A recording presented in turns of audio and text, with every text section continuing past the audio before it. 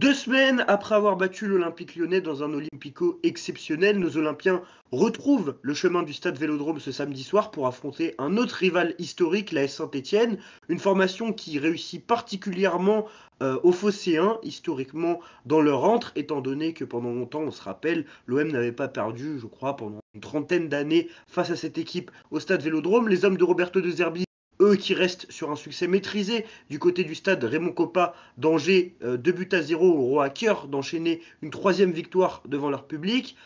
Potentiellement la première de Ismaël Benassar et d'Amar Dedić au Vélodrome, peut-être le retour de Geoffrey Kondogbia et pourquoi pas une nouvelle réalisation du Duc Adrien Rabiot qui a déjà inscrit 2 buts cette saison face au Vert. Il faut bien se hype avant cette rencontre, les gars, puisqu'elle apparaît assez déséquilibrée. Moi, c'est le mot que j'ai retenu pour cette rencontre, c'est déséquilibré. Est-ce que tu es d'accord avec ça, Tino, qu'affronter Saint-Etienne, c'est vraiment aujourd'hui, on peut considérer comme quelque chose qui devrait être une promenade de santé pour l'OM? Là, ça va être compliqué, hein, je vais le dire très rapidement, mais la dynamique actuelle des Verts est assez catastrophique. Voilà, donc comme tu as dit, on les a battus 2 fois, en plus c'était à l'extérieur, donc c'était dans un chaudron qui est une antre difficile à prendre historiquement. En ce moment, c'est plus trop le cas, et donc au Vélodrome, ça devrait être beaucoup plus facile. C'est facile, ça l'avait déjà été, Samy, parce que comme l'a dit Tino, il y a la mauvaise dynamique stéphanoise qu'on va évoquer dans quelques minutes un peu plus en profondeur, mais au-delà des victoires, il y a aussi une impression de domination olympienne qui avait été flagrante sur ces deux rencontres.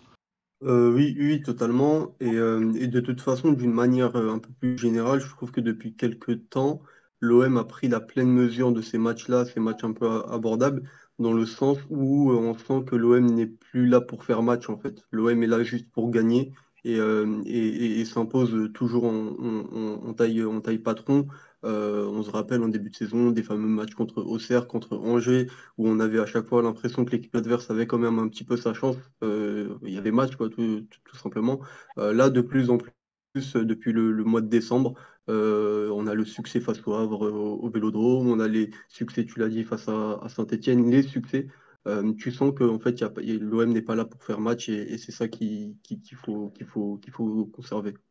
Donc on a trois raisons, visiblement, d'être optimiste avant cette rencontre et même d'être très confiant, non seulement quant à une issue positive, donc à une victoire, mais également potentiellement à une issue marquée par un large succès, vu que, comme on l'a dit, l'OM a gagné ses deux premiers matchs. On rappelle 2-0 en championnat, 4-0 en Coupe de France. C'est deux matchs où l'OM a dominé Saint-Etienne, mais c'est aussi deux matchs où Saint-Etienne a pratiquement rien proposé. Moi, je ne sais pas si vous en rappelez, mais moi, je me rappelle que déjà le match en Ligue 1 m'avait particulièrement choqué. La nullité stéphanoise m'avait particulièrement choqué. C'est pas du tout pour taper sur un rival, hein, c'est juste une lecture de la prestation stéphanoise objective.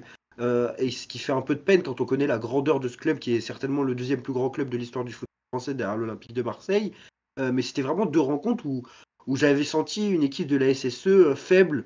Je trouvais même que malgré quelques actions, ils pouvaient passer 3 jours sur le terrain, ils n'allaient pas marquer et l'OM n'allait pas être inquiété autant que ça. C'est peut-être même l'équipe la plus faible qu'on a affrontée cette saison. Vraiment, il y a une impression qui s'est dégagée de ces deux matchs. Non pas de supériorité de l'OM, parce que la supériorité de l'OM, on la voit sur 80% des matchs, mais vraiment de faiblesse stéphanoise. Et quand j'y repense, je me rappelle aussi, je sais pas si ça avait été ton cas, Tino, mais après les deux matchs, je me demandais pourquoi on jouait pas Saint-Etienne tous les week-ends. Parce que franchement, j'avais rarement vu une équipe être aussi faible contre l'Olympique de Marseille. Après, peut-être que je suis fou, hein, mais moi je me rappelle de deux matchs. Ouais, ouais, non, mais c'était Franchement, vrai. c'était choquant. Bah, comme tu dis, je te mets au défi de citer une grosse occasion stéphanoise, à part la frappe de Davitashvili, repoussée par Rouli en tout début du tout premier match. Il y a peut-être le match de Coupe de France où à un moment, Delange, je crois que c'est Balerdi qui fait un retour défensif. Ouais, ouais, voilà. Delange ça fait dribbler ou un truc comme ça et Balerdi fait un retour défensif. Mais même globalement, même collectivement, je trouvais que leur plan était chelou parce qu'ils étaient en bloc bas et qu'ils se faisaient perforer tellement facilement. Je trouvais qu'offensivement, ils proposaient rien. Mais surtout, je sais pas si tu t'en rappelles, toi aussi, Samy, individuellement, j'avais trouvé ça très faible. Et surtout, ils s'étaient sabotés. Ils s'étaient sabordés. On se rappelle notre carton rouge de l'attaquant stéphanois complètement débile sur une faute sur Balerdi. Ouais. Non, franchement, on est sur une équipe. Normalement, on est d'accord, Samy, c'est une formalité. Samedi, l'OM doit battre Saint-Etienne et doit mettre un score à Saint-Etienne. C'est ça, et en fait, c'est à ça que tu vas reconnaître la forteresse de cet OM. Parce que moi, par exemple, sur la première partie de saison, je m'étais plaint que sur des matchs dits faciles, au final, on gagnait, mais tu te rendais compte qu'on n'avait pas forcément de marge.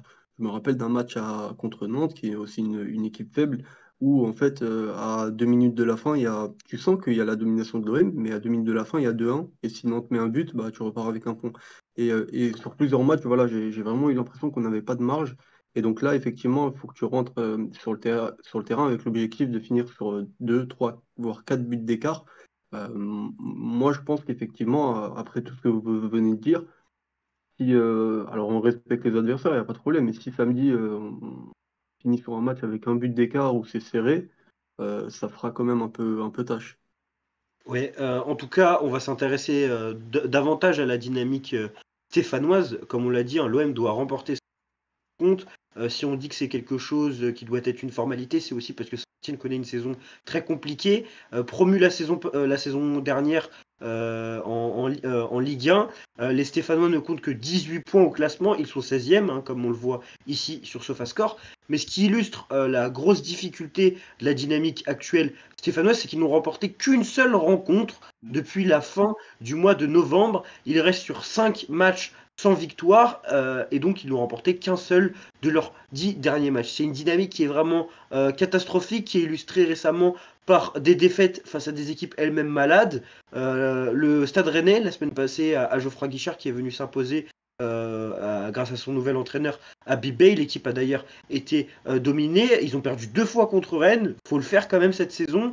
Il y a eu des défaites également face à Toulouse. On a cité les 2 défaites face à l'Olympique de Marseille. Et peut-être un des rares matchs qui avait été très prometteur, c'était le déplacement au parc où ils avaient perdu, mais vous avez montré plutôt un bon visage. Je sais pas si tu avais regardé la rencontre, Samy, moi j'avais trouvé que c'était intéressant, surtout avec leur nouveau coach du coup, Hornland, qui avait disputé un de ses premiers matchs sur le banc stéphanois. Ouais, et effectivement, moi aussi j'avais retenu ce match-là, et on dit que c'est un coach qui a des idées, et c'est justement sur ce genre de match où tu as une équipe en difficulté qui se déplace chez un gros, c'est là où les entraîneurs essayent de mettre en, en application leurs idées, parce qu'ils disent effectivement c'est l'OM en face, c'est le PSG, j'ai rien à perdre, donc autant faire du jeu, autant jouer décomplexé. Et donc, c'est là où il y a peut-être un petit piège, dans le sens où tu peux avoir samedi un Saint-Étienne métamorphosé et qui ne ressemblera peut-être pas à l'équipe qu'on voit depuis plusieurs semaines, parce que c'est l'OM en face, parce qu'il faut se montrer, parce qu'on joue en étant décomplexé, en se disant qu'on n'a rien à perdre. Et également le côté, bah, là on rentre un peu, peut-être un peu prématuré, mais on rentre quand même dans une forme de sprint final au Ouais. niveau du maintien. Tous les points sont bons à prendre et donc les équipes se livrent de moins en moins. La peur de perdre un match est de plus en plus présente. Il reste quoi? Il reste 13 journées. Si tu prends un point au Vélodrome miraculeusement samedi, c'est une victoire quasiment. Donc pour moi, il y a ces deux pièges-là dans l'approche que peut avoir Saint-Étienne. Ouais, on verra hein, l'approche qu'auront les Stéphanois au stade Vélodrome. En tout cas, ce qu'il convient de rappeler avant cette rencontre et ce qui témoigne de la faiblesse stéphanoise, c'est le fait que Saint-Étienne n'a pas marqué le moindre but face à l'Olympique de Marseille cette saison en 180 minutes et ça relève particulièrement de l'exploit puisque quand on sait que l'OM a une défense assez friable malgré un très bon but et que l'OM a réalisé très peu de clean sheet, franchement, Tino, cette stat, elle est très évocatrice. Le fait que Etienne n'ait pas mis un but à l'OM. Quand on connaît le nombre d'équipes qui ont mis un but, enfin, qui ont marqué contre l'OM cette saison, c'est pratiquement toutes les équipes de Ligue 1, à quelques exceptions prêtes. Oui, oui, bah de toute façon, je sais pas si je peux trouver ça étonnant parce que je les suis un peu de près. Voilà, c'est une équipe qui m'intéresse pas mal et quand on voit l'effectif, là, je vais le mettre à l'écran. Voilà, en attaque, il y avait Stassin. Stassin, c'est un joueur qui a très peu d'expérience. Davitashvili, qui est une promesse de l'Euro, alors effectivement, qui a eu de l'expérience à Bordeaux, etc., mais c'est pas une valeur sûre. Et au milieu, t'as des jeunes joueurs et tout au plus des joueurs niveau Ligue 2. Alors, pour faire face à des joueurs de l'Olympique de Marseille qui sont, enfin, qui ont un niveau beaucoup plus relevé, ça déjà c'est compliqué, notamment en défense quand tu mets Stassin face à Balerdi ou même l'attaquant qui avait pris le carton rouge. Il faut juste que je me rappelle son nom. Voilà, Brahim Sissoko. Moi ça m'étonne pas. Je vais même faire passer à l'écran la dernière compo de Saint-Étienne. Au milieu, il y a Bouchouari, qui, on le rappelle, avait un peu de mal aussi en Ligue 2. Et quoi, enfin, il y a vraiment des problèmes. Et Bouchoirie, il avait un peu de mal en Ligue 2, mais je trouve que techniquement, on est quand même sur un milieu qui apporte certaines garanties dans une équipe comme la SSU. Justement, en Ligue 1, je trouve que Ouais. c'est pas mal. J'avais vu le match contre le Paris Saint-Germain, il avait été assez intéressant. Et même, c'est un joueur qui, justement, va réussir contre les grosses équipes parce qu'il a cette résistance sous pression. Et techniquement, c'est un joueur qui est assez fin.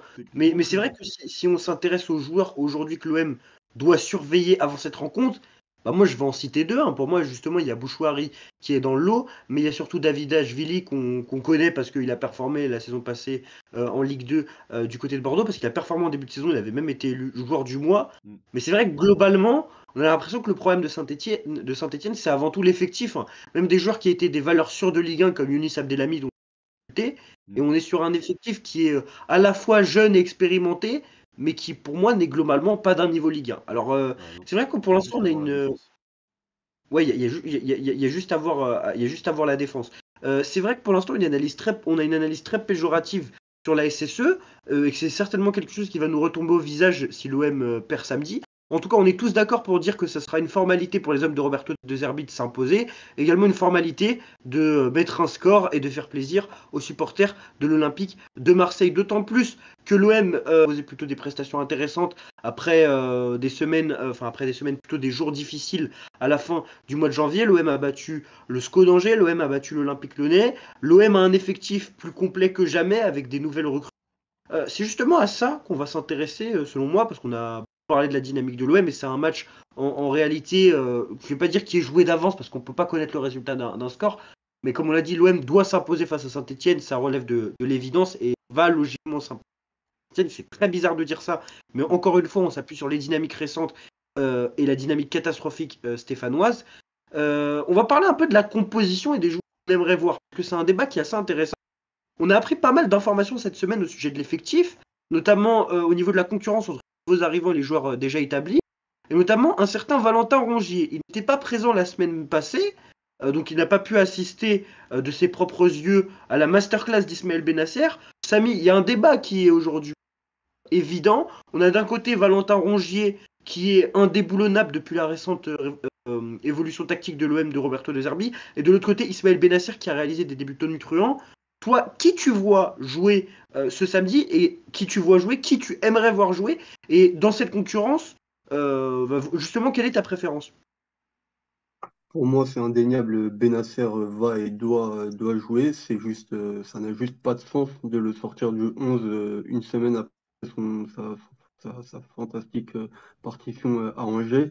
Surtout que effectivement, on a vu qu'il est sorti à l'heure de jeu, donc c'est quand même un joueur qui a besoin de reprendre du rythme. Donc tu dois lui donner des minutes et à terme, à court terme, le faire jouer des matchs entiers sans le faire sortir. Une fois qu'on a dit ça, Rongier, c'est quand même un joueur très important cette saison-là. Il était malade la semaine dernière, mais je pense qu'il allait jouer ce match-là. La question, c'est est-ce que tu peux et qu'est-ce que ça t'apporte de faire jouer et Rongier et Benasser en même temps? Et là, je pense que De Zerbi a un problème de riche comme il n'en a jamais eu depuis qu'il est à l'OM. C'est que tu as deux fantastiques joueurs, déjà importants du 11, et également tu as le timing. Ce dilemme, il intervient à un moment où on est quelques jours après la déclaration de Benatia qui disait que c'est une affaire, c'est vraiment une affaire que le club prend à bras le corps de prolonger Rongier. Une fois que tu fais cette Potentiellement aussi peut-être déclaration-là, pour le vendre, puisqu'on sait qu'il oui, lui reste 8 mois de contrat, c'est peut-être aussi pour le vendre cet été au prix fort et ne pas vendre un joueur à un an de la fin de son contrat à un faible prix. C'est quelque chose à prendre en compte. Mais c'est vrai que tu as dit que c'était un problème de riche pour l'OM. Ça, je pense qu'on est tous d'accord, hein, Tino. Qu'aujourd'hui, avoir ces deux joueurs de cette qualité-là, avec un profil qui présente autant de qualité, notamment la récupération, aujourd'hui, c'est un problème de riche. Malgré ça, est-ce que Tino, toi aussi, tu as une préférence comme Samy pour. Samy, du coup, tu préfères Ismaël Benasser, on est d'accord? oui, je préfère Benacer et juste pour finir, et ensuite je te laisse la parole, Oh, t'inquiète, Martin. t'inquiète. Euh, pour moi, face à une adversité comme on l'a présenté juste avant, faire jouer deux joueurs à la récupération, enfin, ça n'a pas de valeur ajoutée, donc ça sera soit l'un ou l'autre. On ne pourra pas faire jouer les deux. Et donc ce sera Benasser pour toi. Tino, pour toi, qui ce sera, Benasser ou Valentin Rongier? Bah, écoutez, moi les gars, j'ai pas envie de faire la fine bouche ou même de faire le supporter gentil. Moi, je suis j'ai beaucoup de gratitude envers ce qu'a fait Valentin Rongier à l'Olympique de Marseille. Sauf que là, tu as Ismaël Benasser qui l'a démontré face à Angers en à peine 60 minutes, une qualité technique nettement supérieure et qui pouvait faire ce que Valentin Rongier fait déjà, mais en mieux. Donc non, mais avec tout le respect que j'ai pour Valentin Rongier, Ismaël Benasser est capable de faire tout ce que fait Rongier. Je... C'est ça en fait, la différence avec les autres milieux de terrain qu'on a recrutés ces dernières années, c'est qu'on lui a mis pas mal de milieux dans les pattes, mais souvent des milieux qui avaient un registre un peu plus offensif et moins important sur la phase défensive, notamment dans le contre-pressing. Parce que même cet été, lorsqu'on recrute Pierre-Emile Højbjerg, bah, c'est pas un joueur qui va avoir par exemple, c'est un bon récupérateur Højbjerg, mais c'est pas un excellent récupérateur, c'est plutôt un milieu complet qui est bon partout, très bon dans certains domaines, et il manquait à côté de lui peut-être le récupérateur, et c'est Rongier qui est venu s'imposer. Kondogbia avait pas réussi à le faire lors de son premier passage, lors de sa première saison de Marseille. Et c'est pour ça que Rongier restait dans l'effectif, c'est parce il apportait une efficience au niveau de la récupération du ballon qu'aucun autre milieu n'était capable de faire. Et justement, Ismaël Benasser, indépendamment du fait que c'est un joueur d'une classe supérieure et qu'avec ballon il est très supérieur à Valentin Rongier, comme il est très supérieur à 99% des milieux du championnat de France et des milieux du top 5 européen en dehors de ceux qui sont dans les très gros clubs, c'est que défensivement, il a cet apport que Rongier peut avoir. Et ça a été illustré à merveille contre Angers. Il fait 8 récupérations du ballon contre Angers, ce qui est absolument énorme. C'est un joueur qu'on a vu qui était capable d'être bon avec ballon et sans ballon sur la phase offensive et défensive. Et pour moi, il est là le problème pour Valentin Rongier, c'est qu'il a enfin un concurrent qui non seulement est meilleur que lui, qui est un meilleur joueur de football que lui, mais qui en termes de récupération a montré par le passé qu'il était capable de faire ce que Rongier faisait en Ligue 1 et dans les gros matchs de Ligue 1, le faire au top niveau européen. Donc c'est vrai que c'est un dilemme qui en fait peut sembler compliqué quand on est supporter de l'Olympique de Marseille, mais aujourd'hui je pense que si on est objectif, Ismaël Benasser doit être devant Valentin Rongier, et j'ai l'impression qu'on est tous d'accord dessus en fait. Il est compliqué sentimentalement, mais quand tu vois Ismaël Benasser faire ce qu'il fait contre Angers, vous voyez ces moments où il suit le joueur et qui va se jeter dans ses pieds via un tacle glissant. Surtout il est pas au top Mm. physiquement, c'est ça la Il est folie. La véloce, folie. ouais. Incroyable de faire ça. C'est la vivacité qu'il a pour jaillir, que Rongier a beaucoup également, hein, mais effectivement, Benasser, c'est un step au-dessus. Mais d'un point de vue, on va dire, politique, j'ai envie de dire, euh, alors ok, Benasser, sa place dans le 11, elle est cadenassée, il n'y a pas de problème, mais j'ai quand même, si je me projette, j'ai du mal à voir sur la durée de Derby mettre Rongier sur le banc. Quand tu vois tout ce qu'il a dit sur lui il y a encore quelques semaines, je parlais tout à l'heure de la déclaration de Benatia qui ne rend pas service, alors c'est pas voulu, mais ça rend pas service à De Zerbi, parce que quand tu dis que tu veux prolonger un joueur, alors que ce soit pour le vendre ou pour vraiment le prolonger, bah, si le week-end d'après, il y a une recrue qui arrive et tu lui expliques que c'est bon, il va aller sur le banc, bah, tu Et après, peux c'est après estimer que le joueur il va pas être très réceptif. Donc moi, je mettrais pas de côté la solution qui consisterait à faire jouer Rongier à un autre poste. Je sais pas quelle invention peut nous sortir De Zerbi là-dessus, mais pour le conserver dans son 11, on peut peut-être imaginer qu'il pourrait faire jouer les deux, mais juste Rongier dans un autre rôle. moi, en tout cas, je les vois pas au milieu ensemble. Je les vois pas au Non, milieu ensemble. C'est quelque chose qui a été évoqué. Pour moi, c'est pas deux profils compatibles, c'est trop défensif. Peut-être dans un gros match, et encore, je trouve que c'est un peu restrictif parce qu'en fait, je pense que tu as quand même besoin d'un milieu de projection dans ce milieu.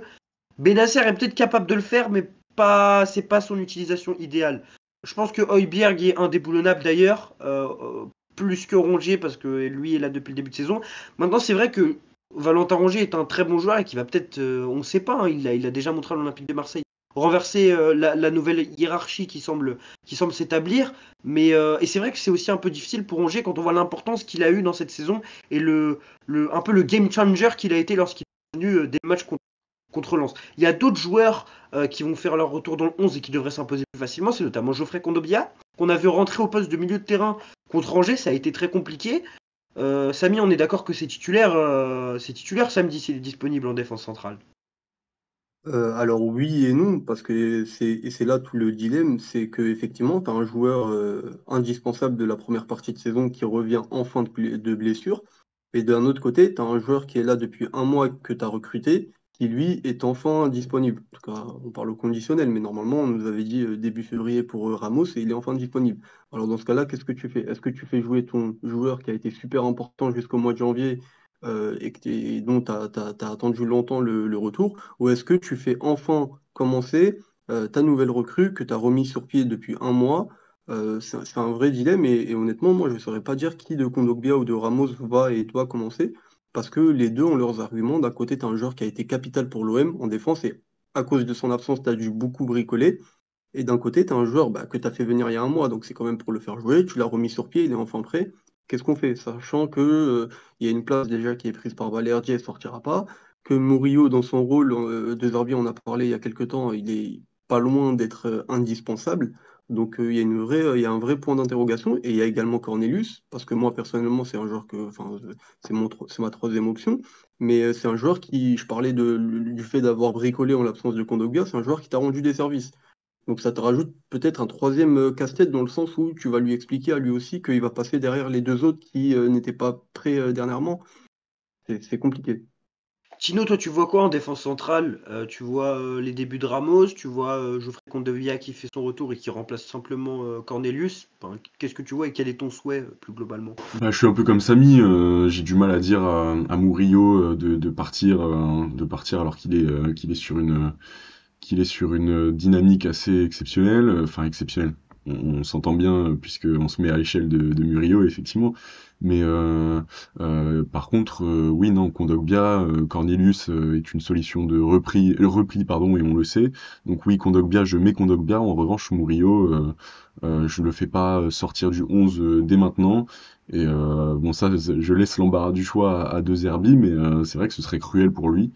Bon, comme on dit des fois, on fait pas dans le social, donc je mets celui qui a l'impact le mieux pour l'Olympique de Marseille. En tout cas, on verra si Luis Felipe Ramos est enfin disponible pour l'OM. On verra également si Aminarit est rappelé ou non dans le groupe. Autre joueur, autre dilemme pour Roberto De Zerbi. On a appris cette semaine que Amar Dedic était encore en dessous de Quentin Merlin dans la hiérarchie des pistons. Donc, ce qui veut aussi dire que Amar Dedic va définitivement être utilisé comme un piston gauche et non comme un piston droit. On avait dit lors de sa présentation qu'il pouvait évoluer du côté des deux postes. Moi, c'est une information que je trouve particulièrement scandaleuse et je pense qu'elle est pas. Je pense que ce n'est pas qu'elle est pas vraie, c'est juste qu'elle est. En fait, elle est récente. C'est qu'il vient d'arriver à Mardedic. Mais moi, ce que j'ai vu en quelques minutes à Mardedic et ce que je vois de Quentin Merlin depuis un bon mois, en fait, pour moi, il n'y a pas débat, mais il n'y avait pas débat dès l'arrivée du Bosniaque. C'est que Mardedic, il va rapidement s'imposer comme un titulaire. Autant Quentin Merlin nous montre des limites, que ce soit avec ballon, dans la percussion, etc., etc. Mais franchement, ce qu'il a montré sur le dernier match contre Angers, c'est particulièrement honteux et choquant. Je crois qu'il mange deux buts, mais quand je dis qu'il mange deux buts, c'est pas un but, on peut dire, ah ok, il est piston gauche, il est latéral gauche et il doit la mettre. Non, je pense que à n'importe quel poste sur le terrain, quand tu es devant la cage comme ça, c'est juste un Une scandale formalité. là. Et en plus, il le paye, Samy, je sais pas si tu te rappelles, mais il sort directement après l'action ratée, Ouais. l'action ratée du but. Donc moi, pour moi, en fait, juste pour pénaliser ces deux actions-là, pour pénaliser sa mauvaise forme et pour l'inviter, je vais excuser, je vais être difficile dans mes termes, à se bouger le cul, il faudrait juste le foutre sur le banc et mettre Dedic sur le terrain, qui pour moi a plus de qualité comme piston, qui a des vraies qualités, et qui a fait une entrée, bon, il n'a pas fait l'entrée du siècle, mais on a déjà vu que techniquement, il confirmait ce qu'on savait de lui. Ouais, et surtout, on l'avait vu en conférence de presse, il avait un discours très conquérant et on l'a retrouvé sur le terrain, cet état d'esprit-là. Et surtout, ce que je trouve intéressant pour l'OM, c'est que avoir Quentin Merlin au poste de titulaire avec comme suppléant Ulysse Garcia, c'est pas la même chose qu'avoir Dedic au poste de titulaire avec au poste de remplaçant, de suppléant, Quentin Merlin, même si voilà, c'est pas la tasse de thé de tout le monde, mais il y a quand même moins d'écart entre Dedic et Merlin qu'il n'y a d'écart entre Merlin et Garcia. Donc ça reste quand même intéressant pour l'OM d'avoir deux Ça, c'est joueurs, un, un très bon joueur en l'occurrence Dedic et un joueur quand même qui a quand même quelques qualités, en l'occurrence Merlin, je trouve que c'est déjà un step-up à ce poste-là, mine Mais de même, rien, tu fais déjà un step-up. Samy, tu parles des qualités de Merlin, je vais te laisser continuer. Je suis désolé de te couper, mais c'est juste pour revenir là-dessus. Moi, les qualités de Merlin, en tant que piston gauche sur le couloir, franchement, et c'est pas un joueur que je déteste ou quoi, mais moi, tu vois, moi, je lui vois des qualités quand il est à l'intérieur du jeu. C'est dans l'utilisation latérale intérieure. Sur le couloir, moi, je suis désolé, je l'en vois pas, et c'est pour ça que je suis pas d'accord avec ce que tu as dit. Comme quoi l'écart est moins grand entre Ulysse Garcia enfin, entre Quentin Merlin et Dedic qu'entre Ulysse Garcia et Merlin. Je suis pas sûr. Je suis pas sûr. Moi, Athlétiquement, peut-être que tant que je vois pas Garcia, Dedic sur le terrain, athlétiquement, peut-être que Bah, Garcia est plus cohérent que oui, Merlin mais sur le couloir gauche. sur la valeur intrinsèque pure, je trouve que quand même Merlin est un meilleur joueur que Garcia. Oui, Et que oui, Merlin, enfin, c'est tellement un meilleur joueur que Garcia qu'il le surpasse sur la qualité. Mais après, je te rejoins, Ariles. Moi, je trouve que Merlin, il a beaucoup trop de lacunes pour évoluer à ce poste-là. Il a des qualités, quand je disais qualité, je pensais plus aux qualités techniques. Mais effectivement, c'est pertinent avec ce que tu as dit, parce que qualité technique, donc c'est plutôt dans son positionnement axial qu'on a vu plusieurs fois. Je trouve qu'il a de grosses lacunes sur le plan athlétique, sur le fait de passer le rideau offensif balle au pied. On voit, on regarde les matchs de Ligue des Champions, les pistons, les latéraux ne font que ça. Tu as des équipes qui basent leur attaque quasiment que sur ça, sur la faculté qu'a le joueur, même sur du jeu de position, à prendre le ballon et à faire preuve d'initiative individuelle, chose que Merlin ne montre absolument pas à l'OM. Mais je trouve quand même si moi aussi, c'est pas ma tasse de thé quant à Merlin, trouve quand même que c'est un step-up de se dire que bah, ton remplaçant, c'est Quentin Merlin à ce poste-là, plutôt que Ulysse Garcia, qui maintenant va sûrement devenir un indésirable. Je trouve que c'est quand même mieux d'avoir Merlin que Garcia au poste de suppléant, mais pour moi, il n'y a pas photo. Dedic doit prendre le large là-dessus.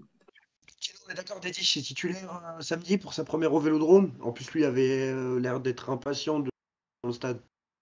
oui, oui, non, mais c'est un garçon qui, comme vous l'avez dit, a une mentalité guerrière. Voilà, donc quand on parle du Vélodrome, on a cette dimension un peu à connotation guerrière et militaire, etc., qui colle aux joueurs. Donc on l'a vu haranguer la foule après son premier débordement contre Angers. Ça, c'est la première fois dans l'histoire du football que je vois ça. Le mec touche un ballon et fait ça. Donc s'il se permet, c'est déjà un bon signe. Donc je pense qu'il a hâte de découvrir le Vélodrome. Et je partage totalement ce que vous dites sur Quentin Merlin. C'est vrai qu'athlétiquement, c'est compliqué. Je vais pas vous paraphraser parce que ça va être long. Mais voilà, je partage votre avis. Et, effectivement, pour améliorer la qualité de l'effectif sur le couloir gauche, savoir Dedic titulaire me laisse mieux dormir sur mes deux oreilles. Mais moi surtout avec ce que j'ai vu de Dedic sur ces matchs en Ligue des Champions, franchement, je trouve qu'en termes de qualité, si c'est le joueur qu'on voit, qu'on a vu à Salzbourg, franchement, ce qu'il a fait Merlin contre Angers, on va être sur un tout autre niveau avec Dedic et j'ai envie de sur 90 minutes, 10 minutes. En tout cas, c'est une recrue qui nous hype particulièrement à Dedic. Je vous propose de passer au compo pour cette rencontre contre l'AS Saint-Etienne et je pense qu'on est plus ou moins d'accord sur les grandes lignes. En tout cas, ma compo, je vais la donner en premier si vous n'avez pas encore réfléchi à la vôtre. Geronimo Roulé dans les cages, c'est évident. Une défense à 3 avec Balerdi et Jeffrey Kondobia s'il est disponible. Autrement, on retourne avec Derek Cornelius. Un milieu de terrain, Ismaël Benasser, Pierre-Emile Højbjerg, avec sur les côtés en piston, Luis Enrique à droite et Amar Dedic à gauche. Adrien Rabiot et Mason Greenwood pour compléter le carré au milieu de terrain. Et bien évidemment, Amine Gouiri en pointe. Samy, quelle est ta compo? Est-ce que c'est la même que la mienne? Tu peux me le dire directement et si c'est le cas, pourquoi? Oui, moi je reprendrai ta compo également. Et juste pour appuyer sur Kondogbia, malgré ce qu'on a pu dire tout à l'heure, je pense que le mérite lui revient comparé à Ramos. Lui était là avant, il a été capital pour l'OM à ce poste-là. Et c'est à la recrue de faire ses preuves, c'est à la recrue de montrer qu'elle peut intégrer le 11 plutôt qu'un joueur dont l'absence t'a fait énormément de mal. Donc je suis en phase avec ça. Tino, toi t'en penses quoi de cette compo? Est-ce que tu la valides? Est-ce que t'as quelque chose à rajouter? Bah écoute Ariles, je ne change rien à part Dédé Fournel. Refuse. T'as dit quoi? À part quoi? À part Dédé Fournel. Ouais, ça on le change, ça c'est sûr qu'on le change. Mais moi il y a un dernier débat que j'ai envie un peu à l'œuvre, c'est Samy, quand tu parles de Luis Felipe pour remplacer Kondogbia, mais moi je vois pas Luis Felipe jouer central gauche. C'est quoi tu vois Luis Felipe axial et Balerdi basculer côté gauche? Non, non, alors il y a cette option-là, mais surtout, effectivement, si tu veux faire rentrer Luis Felipe, il faut faire sortir Murillo. Mais oui, moi je pensais à, comme on l'a vu les saisons dernières, Balerdi qui retrouverait son côté gauche. Il Il a a été été quand très même, performant. il a été l'auteur de masterclass à ce poste-là, et donc la partie axiale pour un des deux. Surtout que là où Rongier était intéressant, c'était dans sa faculté à reculer, à venir s'intégrer dans la ligne de 3 pour laisser Murillo monter et faire une compensation. Maintenant, si tu n'as plus Rongier, je trouve qu'il faut quand même un peu plus, parce qu'il a cette qualité technique à la relance, en tout cas plus que Murillo. Maintenant que tu n'as plus Rongier, je trouve qu'il te faut quand même dans cette ligne de 3 ce mec qui sait manier le ballon. Et donc, ça serait intéressant de mettre Balerdi à gauche pour que la relance se fasse par lui, cette fois-ci, et plus par Rongier à droite, sur le côté gauche. C'est là où je trouve que ça serait intéressant de redonner le côté gauche à Balerdi. Ouais, ça peut être intéressant, ça peut être une configuration assez intéressante. Les gars, je vais vous demander votre prono pour cette rencontre. Je me rappelle que la dernière fois que je vous ai demandé les pronos, vous aviez eu bon, vous aviez dit 4-0. Bon, vous avez parlé de Harit buteur, il n'avait pas joué finalement. Tino, ton pronostic pour cette rencontre face à la Saint-Etienne? Allez, 6-0. Pourquoi pas? Non, mais là, je trouve qu'on est. Il y a des gens qui vont regarder la vidéo qui vont se dire ils sont très très arrogants, surtout si c'est des Stéphanois. Mais j'adore. C'est vrai que. Bisous à mes amis stéphanois. Vraiment, je les adore. Non, mais ils vont ressortir les vidéos si on perd. Samy, ton pronostic. Bah alors moi, pour être gentil avec eux, je vais pas dire que je vois, mais j'espère minimum une victoire par 3 buts d'écart de même, donc 3-0 avec un deuxième clean sheet d'affilée, chose qui est jamais arrivée. Ouais, moi aussi, un 3-0, je vois bien un 3-0. En termes de buteur, vous voyez qui? Moi, je verrais bien Mingo. Je pense qu'il va être décisif. Après, Rabiot, Saint-Étienne réussit particulièrement bien Ouais, puisqu'il a marqué il a mis au 203. cours des deux matchs. Et maintenant, on Vous sait voyez... tirer les corners en plus, donc Ouais, en plus, avec Benasser. Vous voyez quelqu'un d'autre marqué? Allez, Greenwood. Greenwood. Mm. Un ouais, Ede et puis Bezabi. pour la belle histoire, j'aimerais Benasser mettre son premier but pour son Pas premier mal. match au Vélodrome. Une frappe du gauche sur un retour de corner en lucarne comme la Sanadira.